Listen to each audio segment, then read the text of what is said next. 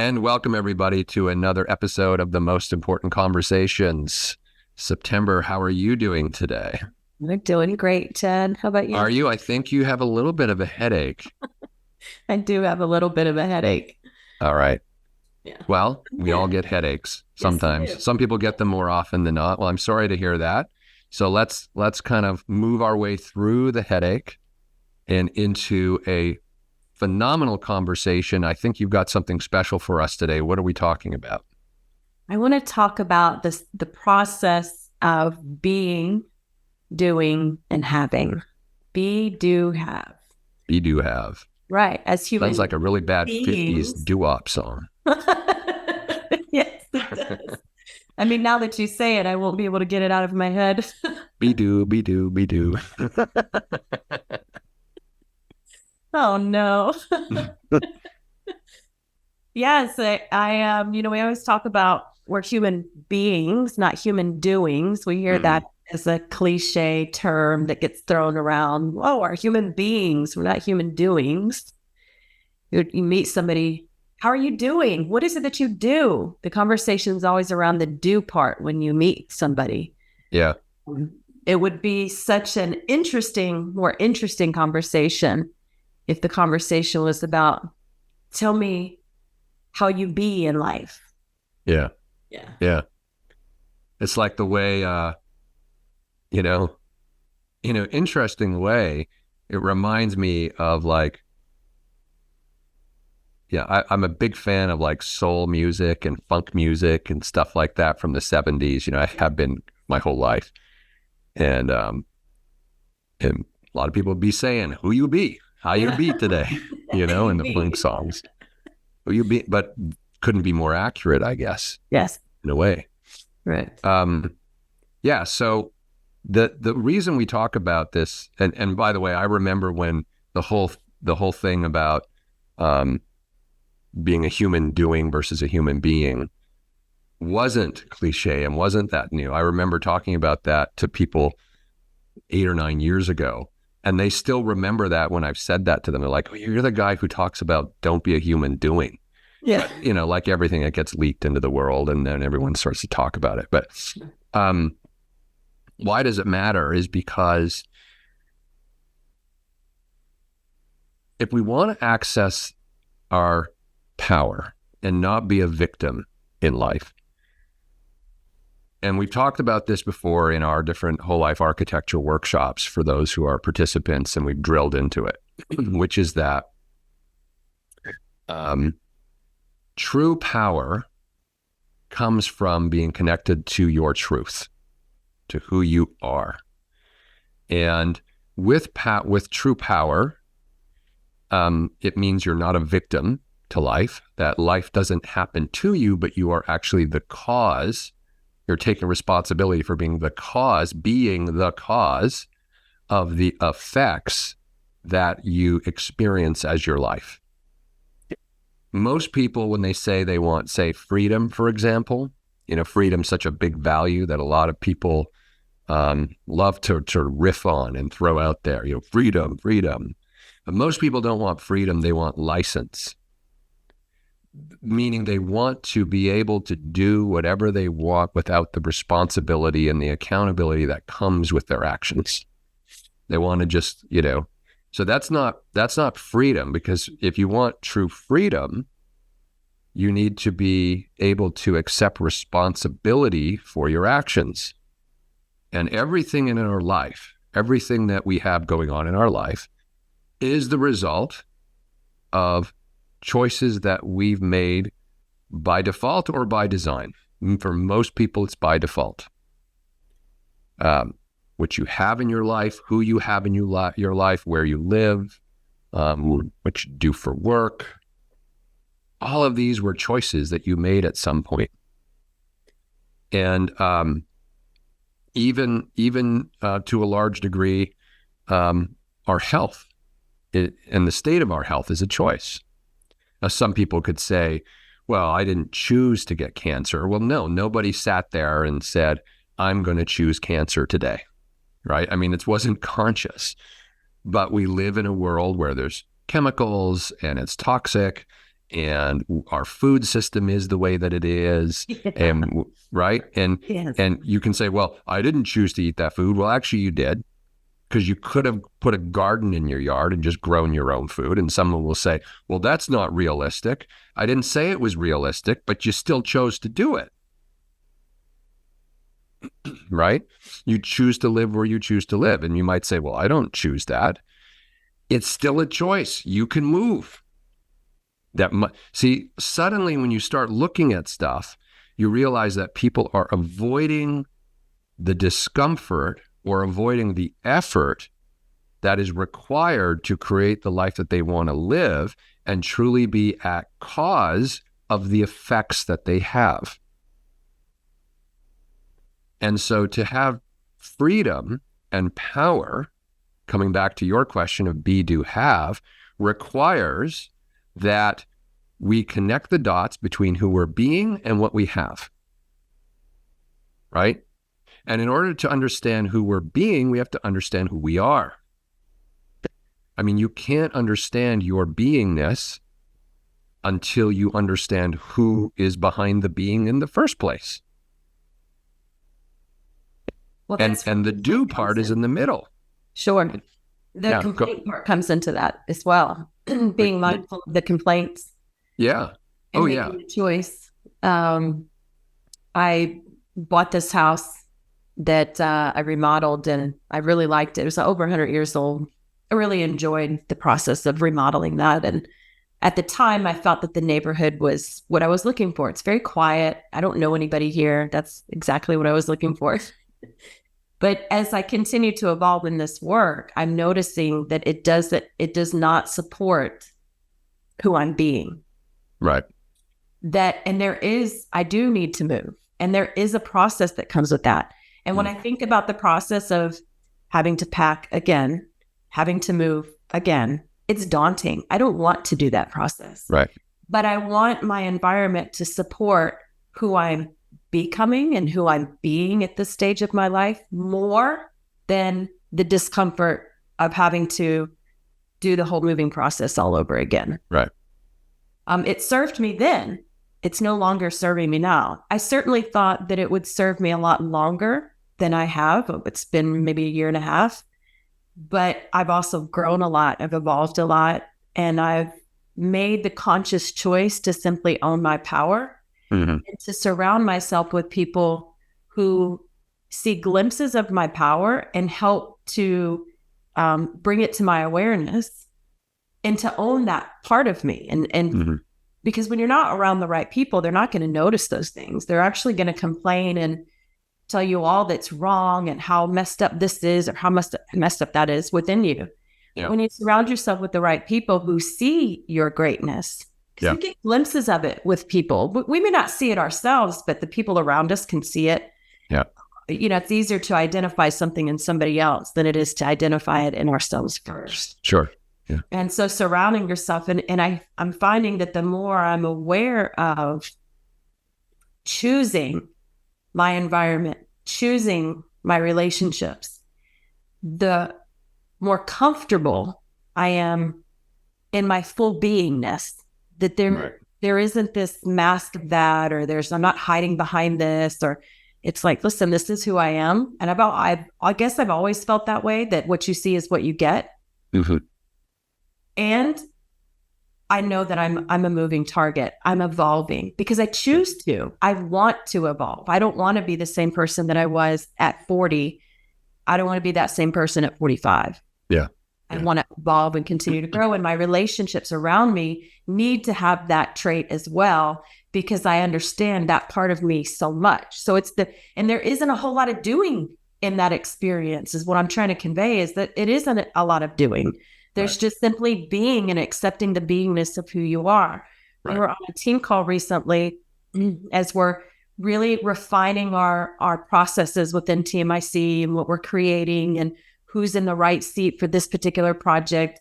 You had made the comment, as I've stepped in and taken project management, that's something that comes very natural for me. I think in terms of organizing like that. I don't have to force the effort. It becomes very natural. And so having your feedback of saying, well, September, this is just who you are. This is, you just show up that way. I mean, it's just part of your personality.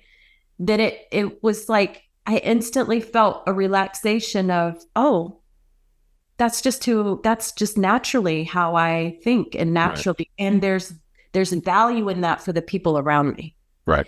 So there was this ease of relaxing into who and what I do naturally as part of my being. It's not forced. And you think about that, you can see somebody who is in their natural God-given talent. Yeah. Not forced. It comes to them effortlessly. Sure, you have to work on it. You want to sharpen the knife.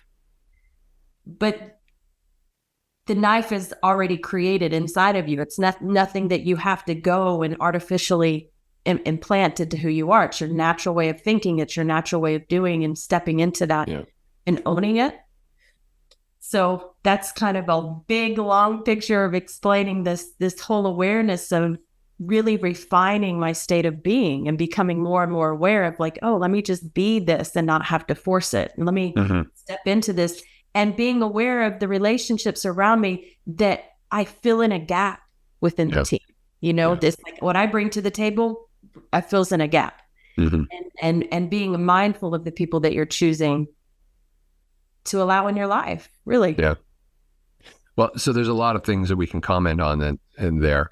But I want to kind of ground something first, which is, you know, I spoke to a guy who we're going to have on our podcast, on a show here, who he's a 2-time cancer survivor. He's climbed Mount Everest, I think 2 or 3 times. He got cancer when he was a teenager. And so I want to be clear to people, because, you know, some people are going to be, I can already see, you know, kind of reactive to that. Well, I didn't choose that kind of thing. Right. And he might even say that he didn't choose it. And I'm not saying you choose it. I'm saying we choose it often indirectly in our life. The choices we've made contributes to the effect that we eventually have. In his case, or in the case of people who get like some kind of disease or cancer when they're really young, okay, they didn't necessarily choose it, but their parents chose the conditions in which they're living. Our government chose the conditions in which we're living. You know, and we all, you know, when we're adults, get to vote for certain things and certain people. So there's this long line of choices that lead to the effects that become our life. There's a reason why incidences of cancer and heart disease are increasing, and diabetes are increasing right now. It's not just happening to us. It's environmental, it's dietary, it's lifestyle choices. It's all of these things. So we still need to take responsibility. For myself, moderate heart disease, I was diagnosed with last year. It's not critical and urgent, but if I don't do something about it, it will become that. And I have to take responsibility that there were choices I made in my younger years in terms of, you know, not that I ate an awful diet, but for me, it was not the appropriate diet. And so my body's having a reaction to it, and it's caused a disease that I now need to reverse. And the only way to reverse it is taking responsibility for, yes, I could have done things better, taking responsibility for I could have eaten different, and taking responsibility, most importantly, for what I'm doing going forward, right? And so I just wanted to clarify that, because it's a nuanced thing. This isn't about blame or shame. I want people to understand, when you take responsibility for who you're being, it's not about blaming you or blaming yourself or shaming yourself or any of that, because there's no power in that either. You know, that's just negative energy that's going to pull you down. But it's about taking your power back and saying, okay, maybe I have heart disease, maybe I have cancer, maybe I'm living in a house that I don't want to live in, maybe I'm in a job that I don't want to be in anymore. And this is where you were kind of leading a few minutes ago about the power of complaint. What are we complaining about? What our complaints do is they provide us insight to what's under the surface that is not aligned with our authentic being. I mean, you wouldn't be complaining about something if it was aligned with who you authentically are and who you're committed to being in the world, right? And so our complaints are an insight for us. We can use the power of complaint. We all complain. And sometimes it happens to us, like it almost feels like it happens to us, like it's out of our mouth before we've even had a chance to realize. Well, that's because it's an emotional reaction, because we're not emotionally sober.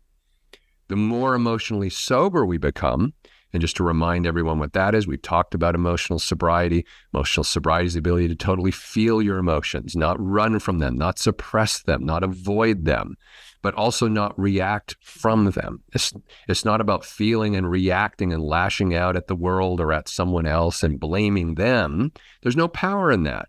When you're complaining, you're not empowered. When you're blaming other people, you're not empowered. So, you're a victim.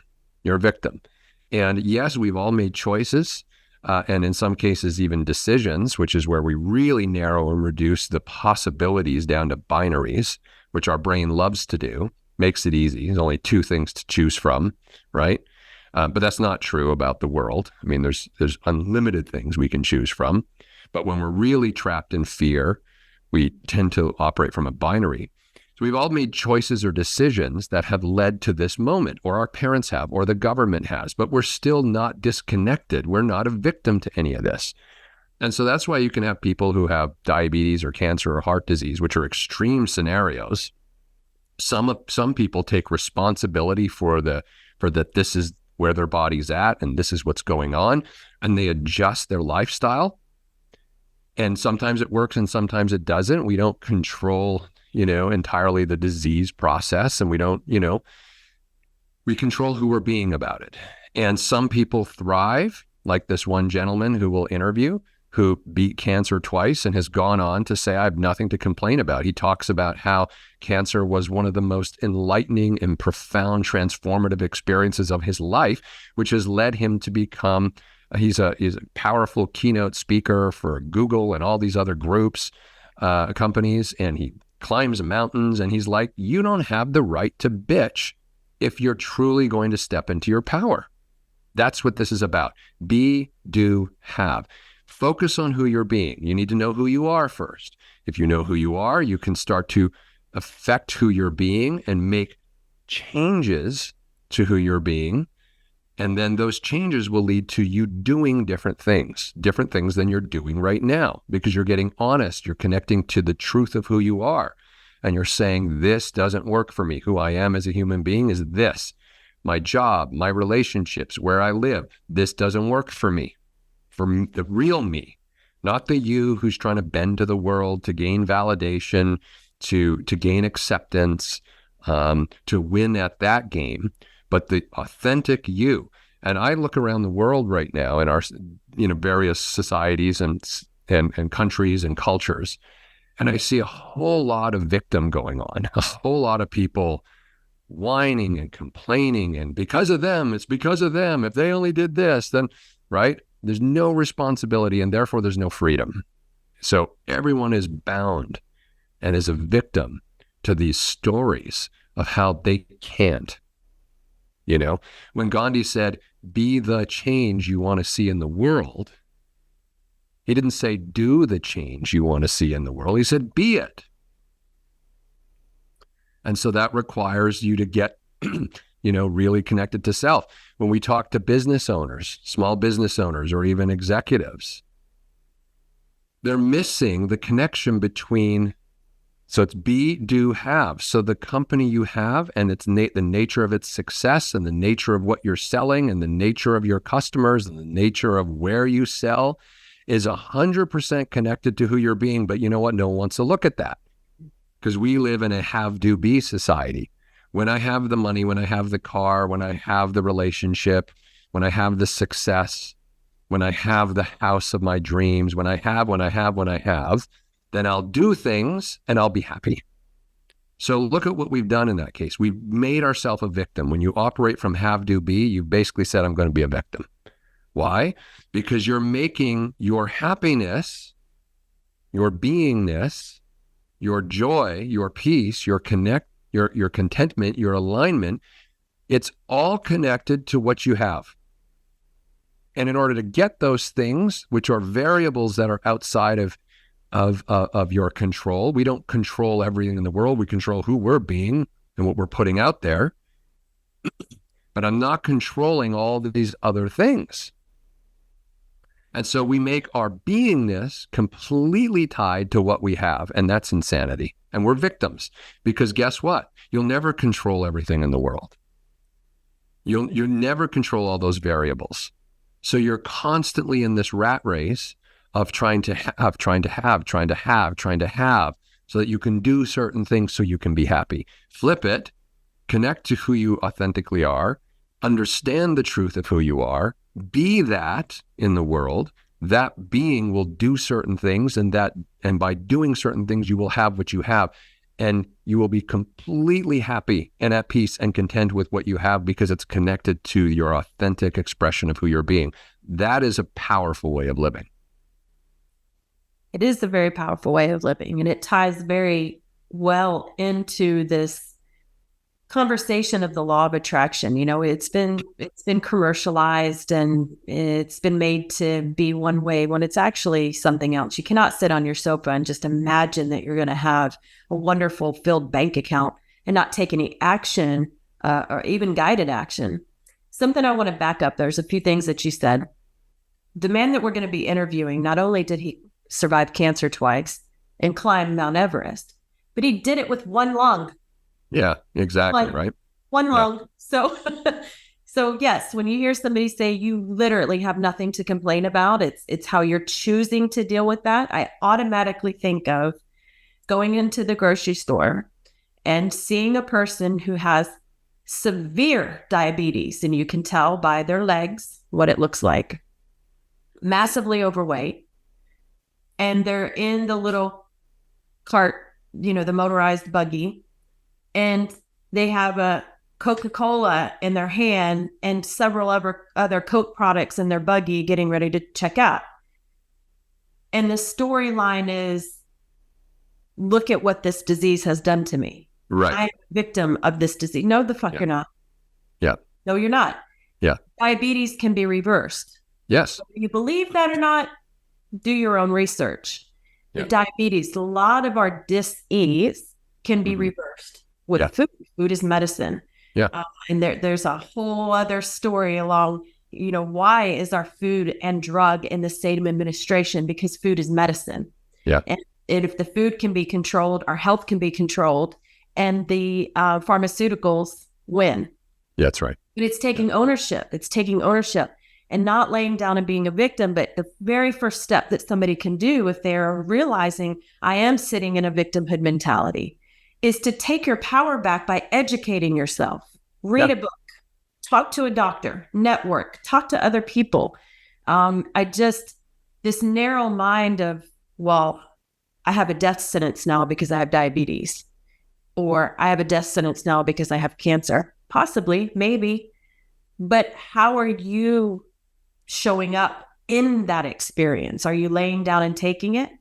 Are you using it to say, wow, what does this have for me? How can I grow from this? What can I learn from this experience? How can this experience improve my life? Yeah.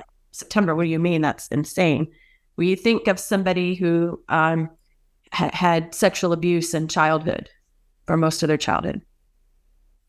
Now I've talked about Soft White Underbelly, which is a channel on YouTube that I often watch.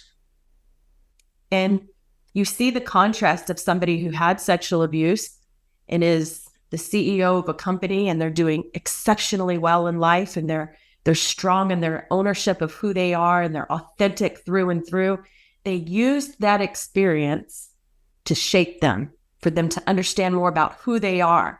They use that experience to learn what to appreciate about yourself. I appreciate that I did what it took to survive that experience in my life. I appreciate that at a young age, I was creative enough to figure out how to get out of that situation. You start peeling back the layers of that experience, and you can begin to find appreciation within yourself, which then connects to your ability to really know who you are.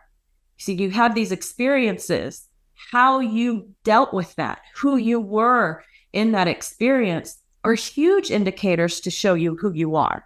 So I remember a period in my life in my early 20s. Listen, I was a mom at 18. I got married at 18.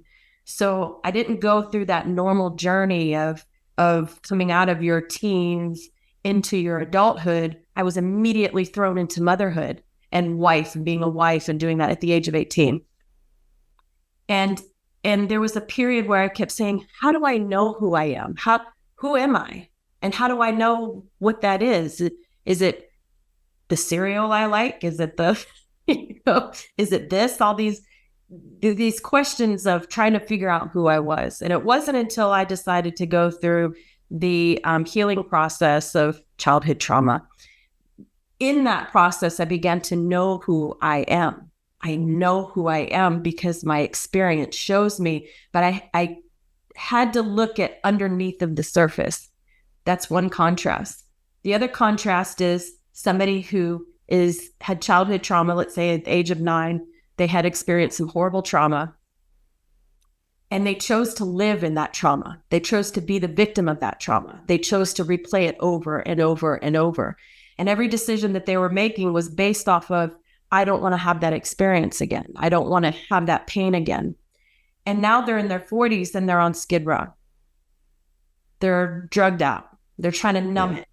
And anytime you talk about that conversation, and this happens on that channel that I speak about, but anytime they're in that conversation, they're speaking of it as if it is still happening to them 30 years later, 40 years later. Yeah, it becomes part of their identity. It becomes part of their identity, yes. And we talked about that in terms of the ego, of holding on to this identity that I am a victim of this trauma. I have been violated. I have been traumatized. I have been hurt. People have abused me. And they hold on to that as an identity. And I also see that in people with diseases as well, with disease. Yeah. That I have diabetes, and so therefore I can't. I have diabetes, so therefore XYZ happens. There's the show, My 600-Pound Life. And I see that pattern in there as well, too, that they're so connected to this identity because it makes them unique. It makes them feel special. It makes them feel as if I'm special because I have this thing. When we're missing the whole point, we're missing the whole freaking point of having those experiences. We all have experiences. Every single one of us has some sort of trauma. My trauma may not look like your trauma, and your trauma is not going to look like my trauma. That's right. But if we let go of this identity or this idea of who and what that experience makes us, it began to look at who am I being in this experience as huge indicators to help you begin to see past all the garbage and begin to look at really, truly, who am I? Am I a survivor? Am I a fighter? What am I? Who am I? How do I show up in life? Who am I being in this experience? Man, if we could just had like some magic wand, you and I can just solve all the problems of the world. Well, there's no magic wand for that. Yeah. But just as we wrap up this talk today, I want to encourage everyone to take from what you were just saying there as an experience. And we'll continue to have more dialogue about this, the be, do, have, because it's a deep concept and it takes a while to wrap your head around it. But yes, who we're being leads to what we're doing. If we have an identity that we're a victim, if our identity is that, oh, poor me, I've got this disease, or I've got this circumstance, or I've got this job, or I've got this relationship, you don't have anything that you don't choose to continue keeping in your life and continuing to feed into who you're being in the moment. So we need to take responsibility for who we're being, and that being will do certain things, and that gives you the halves of your life. It gives you the effects of your life. And so we'll pause there for today, and we'll continue with this because this is a very deep conversation that's going to take a little bit of time. But I just encourage everyone as we break, consider who you're being in the world. Really try to tap into the essence of truthfully who you're being and who you are actually deep within, what your truth is. And try to start looking at your life and seeing how aligned or misaligned it is with the truth of who you actually are. And we'll get more into that on our next episode of The Most Important Conversation. September, always great chatting with you.